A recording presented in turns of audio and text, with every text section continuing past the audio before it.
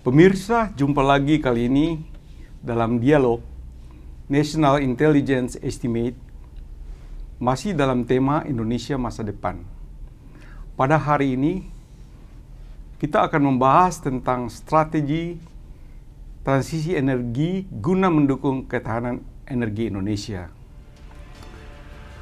Presidensi G20 yang menjadi isu yang seksi sekarang, Indonesia akan semakin ditatap oleh dunia internasional.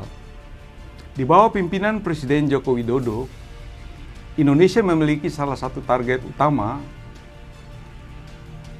berupa health architecture, digital economy transformation, and energy transition as a comprehensive exit strategy to support global recovery and to shape a more adaptive G20. Inilah tiga tema utama yang akan dibahas dalam presidensi 2022 yang akan datang. Untuk mencapai transisi tersebut, Indonesia memiliki kepentingan yang harus segera diamankan, terutama dari COP26 yang baru lalu, yakni carbon pricing and transisi energi menjadi energi terbarukan. Salah satunya adalah melalui dukungan transformasi digitalisasi ekonomi yang mempertimbangkan keamanan nasional, penguatan sektor energi, dan transisi menuju renewable energy. Sudah hadir bersama saya Dr. Muhammad Munir.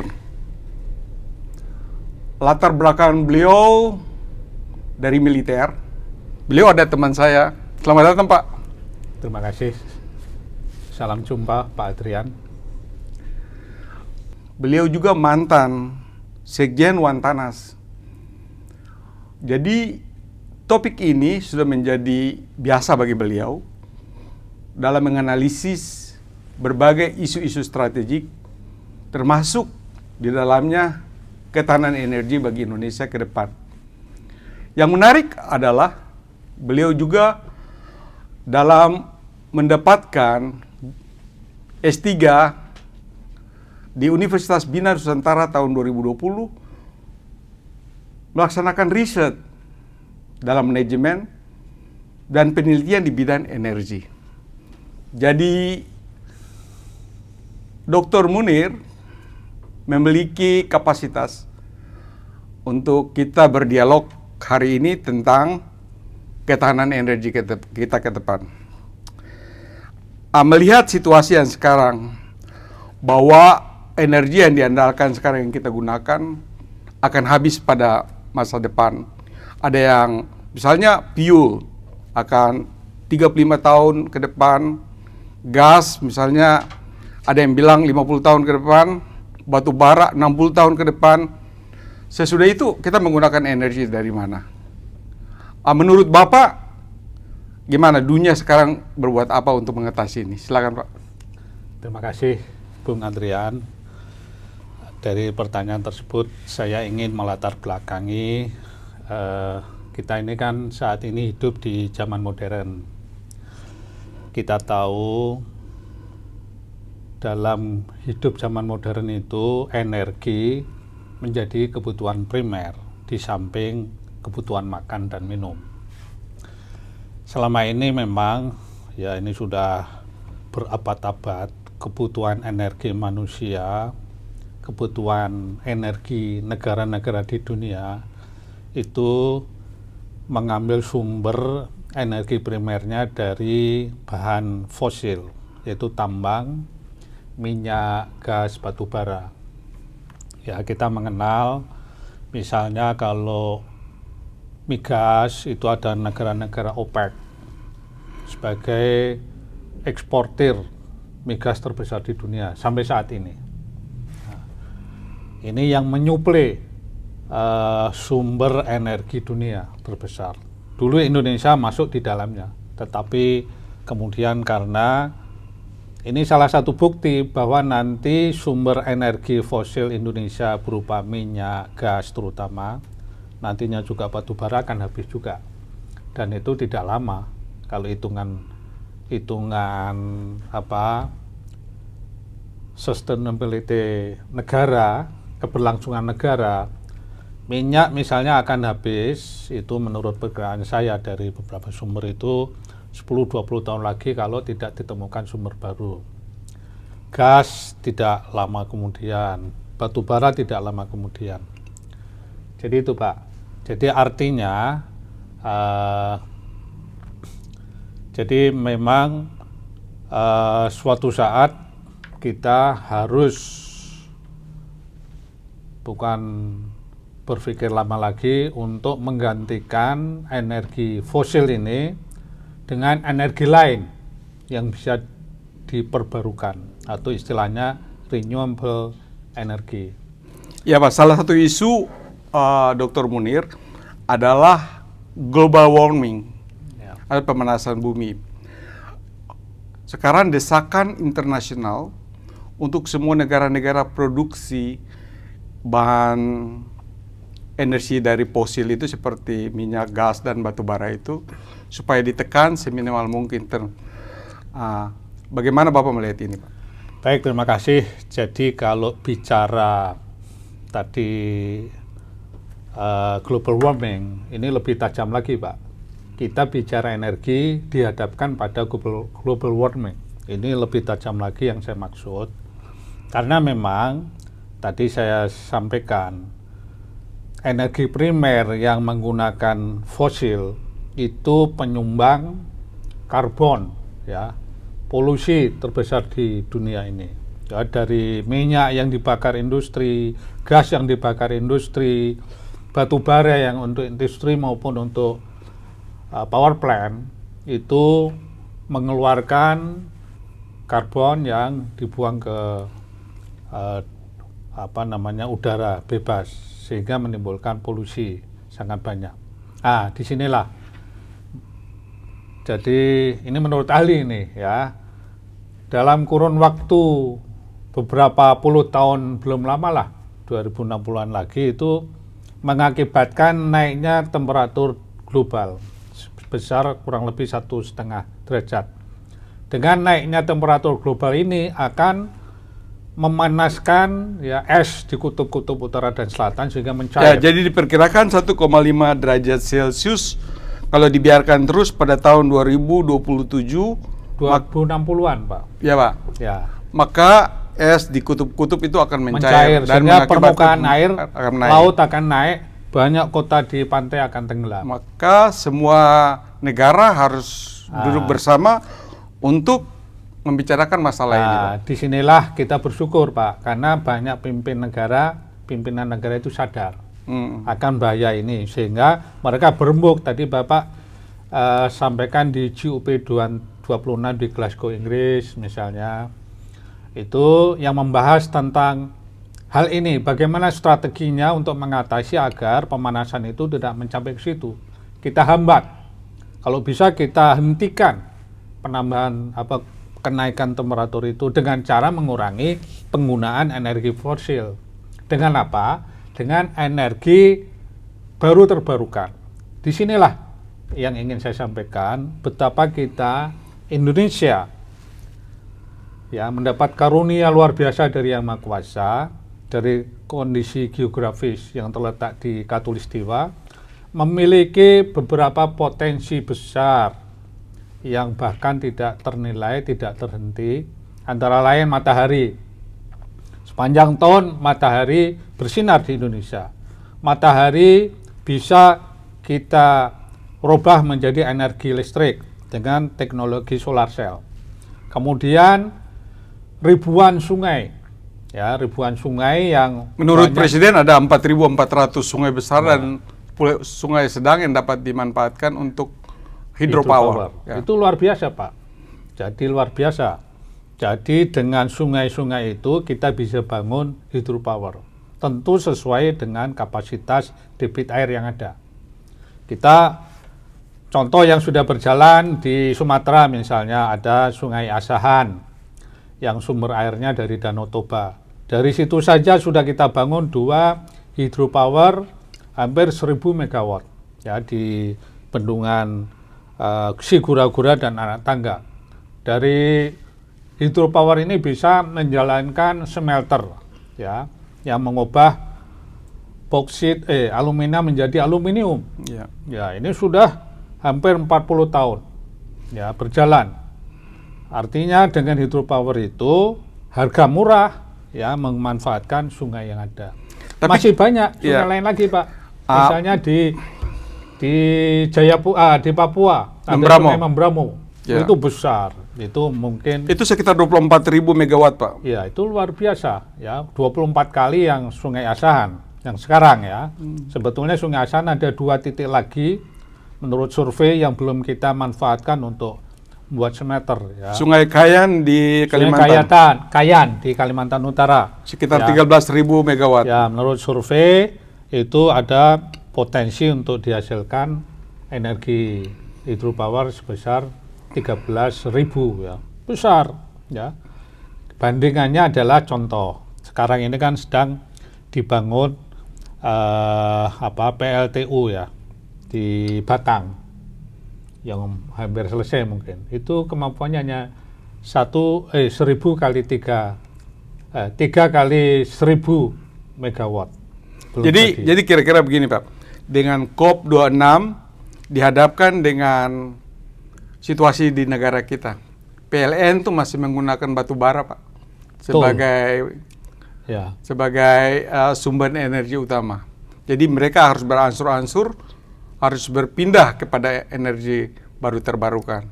Ya, kita mencermati, kita lihat PLN sudah membuat semacam roadmap, Pak. Dari tren, isu ya yang didorong oleh dunia, ya akhirnya kita dalam hal ini PLN sudah membuat roadmap menuju ke sana. Lambat laun itu kita akan tidak menggunakan sumber energi fosil lagi, Pak. Tapi tentu bertahap, tidak sekaligus. Karena banyak kepentingan yang harus kita perhatikan. Contoh, seperti sekarang ini kan mayoritas penggunaan batu bara. Ya PLTU ya, di Suralaya, Jawa Barat, terus di Jawa Timur itu terus yang di Batang tadi yang saya sampaikan itu batu bara, Pak. Lambat laun akan dialihkan. Tentu ini menyangkut teknologi, proses, ya pembiayaan dan sebagainya, Pak. Iya, Pak. Sehingga perlu pentahapan. Ini kan membutuhkan besar sekali pendanaan investasi. Betul. Ya. Kira-kira siapa yang bertanggung jawab untuk itu, Pak? Yang bertanggung jawab ya kita semua, Pak. Melalui program yang dicanangkan pemerintah, dalam hal ini melalui Kementerian SDM, ya. Kementerian Investasi. Ya, di situ Kementerian SDM ada namanya LN, Lembaga Energi Nasional, ya, dia membuat roadmap tadi. Nah, kemudian ada namanya bauran energi, ya, nanti dari strategi bauran energi itu akan dibuat roadmap dari penggunaan batu bara, minyak, gas dalam kurun waktu 5-10 tahun berapa persen, dari sumber ini berapa persen, dari energi angin berapa persen. Nanti lambat laun komposisinya akan semakin banyak tentu menggunakan renewable energy, Pak. Iya, jadi sebenarnya permasalahan dalam negeri juga banyak. Masalah aturan. Ya. Bagaimana Bapak melihat otonomi daerah dan kepentingan-kepentingan nasional yang lebih besar? Ya itu kadang-kadang ya bicara otonomi daerah dengan aturannya kan diatur dalam undang-undang, Pak. Dari mulai undang-undang awalnya itu setelah reformasi ada undang-undang nomor 22 dan 25 misalnya tentang perimbangan pusat daerah. Kemudian direvisi sampai sekarang. Ya di satu sisi otonomi itu berhasil meningkatkan kemampuan daerah-daerah, ya, tetapi di sisi lain kadang-kadang aspek distribusi kelancaran suatu komoditas itu ya kadang-kadang ada terganggu, termasuk energi ini, ya, termasuk energi kadang-kadang ya bisa menghambat, ya dalam arti Ya karena tiap daerah kan istilahnya memberlakukan aturan untuk menarik pajak. Betul, betul sekali itu Karena permasalahan di dia lapangan, Pak. dituntut untuk meningkatkan PAD-nya, pendapatan asli daerah. Bagaimana kira-kira solusinya ke depan, Pak? Ya harus dipecahkan bersama sekali lagi, Pak. Diadakan duduk satu meja. Kadang-kadang begini, Pak, yang kita cermati di lapangan, tiap daerah itu membuat aturan-aturan sendiri tanpa koordinasi dengan tetangga, kabupaten dengan kabupaten. Nah, disinilah peran pemerintahan provinsi dan juga pusat. Ya, intinya manakala masalah dipecahkan secara musyawarah, saya percaya bisa diselesaikan, Pak. Nah, kadang-kadang tidak melalui proses itu, sehingga tahu-tahu sudah diundangkan oleh DPRD, ternyata terjadi benturan. Ini yang terjadi, Pak. Iya, Pak. Jadi seyogyanya. Jadi ada masalah ya, Pak ya? Ya, selalu ada masalah itu, Pak. Tapi bisa diselesaikan. diselesaikan. Ya. Satu isu lagi masalah nikel. Terkait nikel ataupun tidak hanya nikel, Pak ya, banyak sekali. Ini sesuai dengan amanah undang-undang juga bahwa Indonesia ini, kalau nggak salah mulai tahun 2020 ya, Betul. itu menghentikan ekspor biji-biji tambang kita. Ya, biji nikel, biji apa lagi itu, ya. Antara lain biji nikel itu. Justru yang ramai kan biji nikel itu setelah kita menghentikan ekspor biji nikel, itu digugat oleh khususnya masyarakat Eropa yang selama ini menerima Ya, betul. ekspor kita. Kenapa dihentikan? Ya, mereka tidak tahu strategi kita, bagaimana kita ingin dengan menghentikan ekspor biji nikel itu, kita ingin mendorong hilirisasi. Ya, hilirisasi artinya nanti produk-produk itu akan kita olah sendiri, kemudian akan menghasilkan produk-produk sehingga yang kita ekspor itu produk jadi atau turunan yang kedua atau ketiga dari biji itu. Di sini akan menyedot tentu tenaga kerja atau membuka lapangan kerja yang lebih besar. Ya, Tapi itu, kan ya. dalam WTO itu kan ada aturan-aturan main, Pak. Ya, kita menghentikan itu tidak melanggar aturan WTO, Pak. Itu hak kita, ya, hak kita karena kita yang memiliki dan kita punya maksud tujuan, bukan mematikan mereka, tidak, Pak. Dan ini tidak melanggar WTO. Memang mereka menggugat akan kita hadapi dengan segala kekuatan lah. Iya, Pak. Istilahnya. Jadi Dr. Munir, kita kan memiliki banyak sekali sumber energi terbarukan. Ya. Dan kita sekarang tuh seakan-akan kita pemain pinggiran. Bagaimana supaya kita menjadi pemain utama di global Ya. order ini, Pak? Baik, ini pertanyaan bagus, Pak. Terutama di aspek bisnis, Pak. Iya. Ya. Begini, jadi memang benar yang disampaikan Bung Adrian. Selama ini kita itu seakan-akan dikendalikan oleh mereka. Betul. Padahal yang memiliki barangnya kita. Betul. Tapi kenapa dikendalikan? Ini sudah puluhan tahun, Pak. Contohlah harga logam. Jadi logam harga itu yang menentukan mereka, Pak. Yang namanya LME, logam apa itu? LME itu logam. Saya lupa. Jadi itu ditentukan oleh lembaga itu, Pak. London Metal ya itu apa? Yang menentukan harga-harga itu. Yeah. Kita padahal yang punya. Ya. Sehingga pernah kita cermati ya, itu suatu saat harga turun, drop. Wah, kita kelabaan. Di satu sisi kita ingin meningkatkan revenue perusahaan, tapi harga drop. Iya. Tapi suatu saat naik juga. Pada saat kita justru kekurangan produk. Ya. Nah ini kan dari hukum pasar ini kadang-kadang dilema. Kira-kira kita harus bagaimana? Ya. Pemerintah Indonesia harus bagaimana? Supaya kita menjadi sentral, pemain utama dalam sistem ekonomi dunia. Menurut saya, Pak ya, yang pertama tadi keputusan pemerintah sudah tepat, menghentikan ekspor bahan tambang, ya, ore, ya, bahan tambang itu tepat sekali. Nah, yang kedua tentu kita harus, ini yang masih kurang, kita menguasai teknologi pengolahannya. Oke. Ya, karena kita masih mendatangkan banyak ahli dari luar, Pak. Belum membangun industrinya pun kita dari luar. Ini tantangan, Pak, tantangan bagi ahli-ahli. Selain nikel juga kan sawit juga, Pak. Apalagi bicara kelapa sawit, Pak. Ya, kita sekali lagi mendapat karunia. Sekarang, ya, tapi kan ditolak sama Eropa, Pak. Kalau sawit menjadi isu. Kita nggak usah takut, Pak.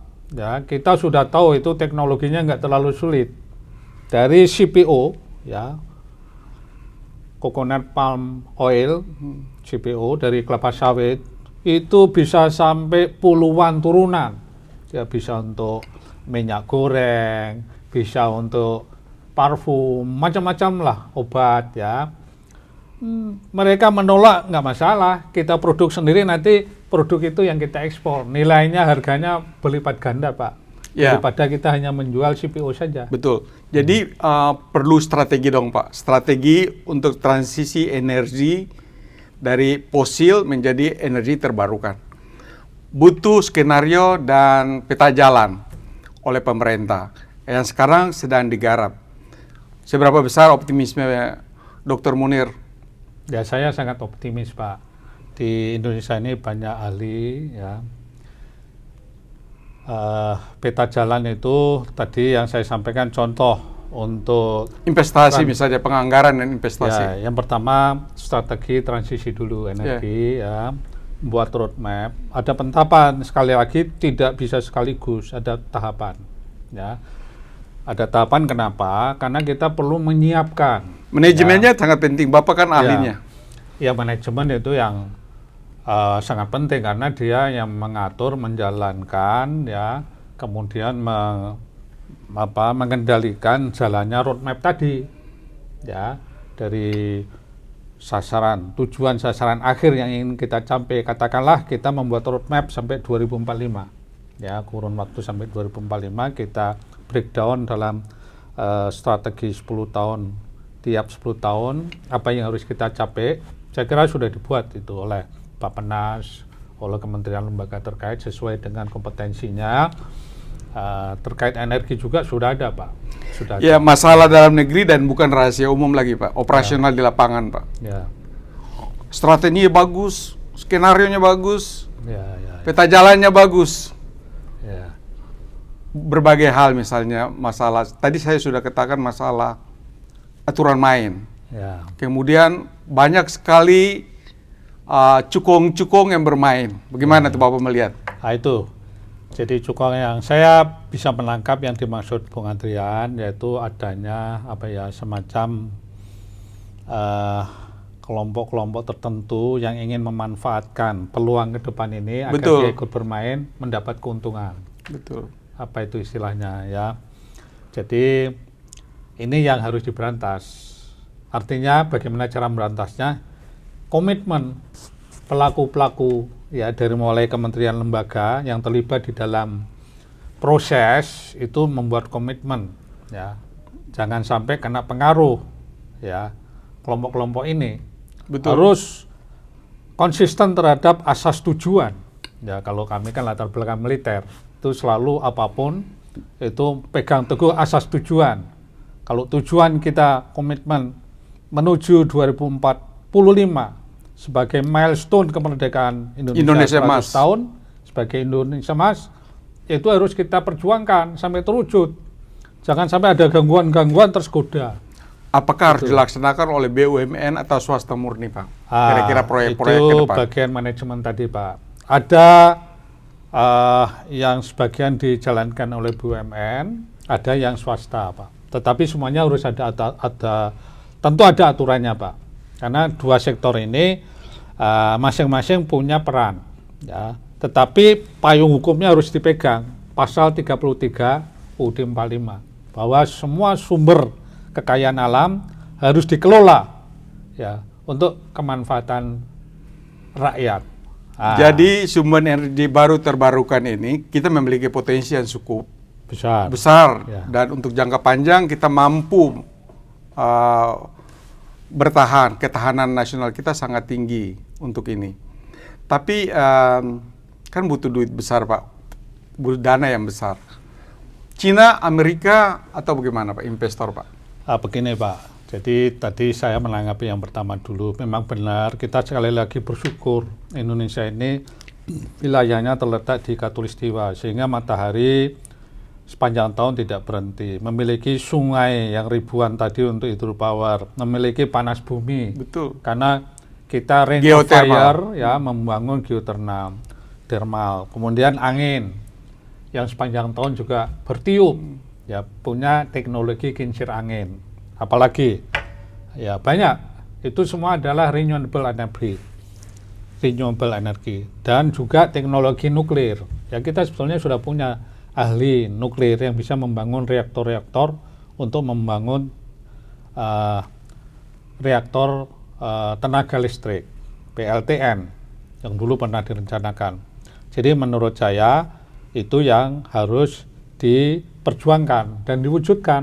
Ini tantangan tidak hanya para pemilik modal, tetapi juga para ahli. Sekali lagi saya bilang para ahli, teknokrat-teknokrat yang memiliki ilmu dan keahlian untuk mewujudkan. Jangan berhenti melakukan research in development. Karena tanpa itu kita akan tergantung terus Pak dengan luar negeri ya. Tadi sudah saya singgung, untuk membangun apa selalu mendatangkan dari luar. Nah ini tantangan sekali lagi ya, yang masih muda-muda itu untuk menguasai teknologi. Isu investor Pak. Nah, investor tadi menurut saya ya itu hitungan bisnis to bisnis Pak, menurut saya ya. Utang istilahnya nggak masalah, tapi ada hitungannya, tidak asal utang. Tentu ada perhitungan untuk membayarnya, ada termnya, ada kurun waktunya. Kalau kita hitung misalnya hutang 1 miliar, sebuah perusahaan akan membangun sebuah semester. Pembiayaan tidak mampu membiayai sendiri, ya utang. Tapi utang itu kan bukan untuk sekedar utang, sudah dihitung, sudah ada perjanjian-perjanjian, saya utang kamu 1 miliar, tapi nanti akan saya bayar selama 10 tahun, 20 tahun, 30 tahun. Kita lihat secara sebagai seorang analis intelijen, Ya. nikel dikuasai oleh perusahaan Cina di Sulawesi. Ya, itu kan sudah berjalan dari aturan-aturan yang sesuai dengan perjanjian yang lama. Saya percaya ada batas waktunya, Pak. Saya kebetulan lupa, tidak terpersis. Jadi itu kan ada pemanfaatan lahan yang ditambang sendiri, kan ada namanya surat izin penambangan, ya, SIP. Itu ada batas waktunya, Pak. Nah, suatu saat akan habis. Ya. Contoh Inalum, itu asahan yang dibangun Jepang, 30 tahun selesai, waktu itu Jepang ingin melanjutkan. Pemerintah mengatakan tidak, kita akan kuasai sendiri. Kita sekarang udah jalan 100% bisa. Nah, ini masalah tadi nikel yang di Sulawesi ya. Ya. Menurut saya ini kan sudah berjalan berapa tahun. Ini tantangan, maksud saya yang pertama ahli-ahli, tenaga-tenaga kerja. Manfaatkan untuk mengambil alih teknologinya. Suatu saat pemerintah akan mengatakan, udah habis waktunya. Serahkan ke kita, kita jalankan. Sama Freeport. Ya, Freeport kan kita sudah memiliki 51% saham ya. Nah, ini Sebagai seorang intelijen, bahwa kendaraan-kendaraan kita ke depan itu kan tidak menggunakan tenaga listrik, dan nikel merupakan ya, sumber energi utama. ya. Kalau dikuasai oleh perusahaan besar seperti dari Cina, gimana Bapak melihat ini ke depan? Jadi kalau tadi dikaitkan dengan kendaraan listrik ya, kita sudah mendirikan PT yang nantinya memproduksi baterai untuk mobil ya, IDC atau itu. Nah, nanti dengan strategi kita menghentikan ekspor biji nikel tadi, tujuannya memang ke sana Pak. Kita ingin menguasai itu ya, energi yang dari baterai tadi, dari nikel ya. Betul. Nanti tentu kalau perusahaan yang sekarang sudah ada, tentu dia masih ekspor barang jadi. Tentu kan ada aturan pajaknya. yang masuk ke negara. Jadi tidak ada masalah ya? Tidak ada masalah. Nanti ada batas waktunya, Pak.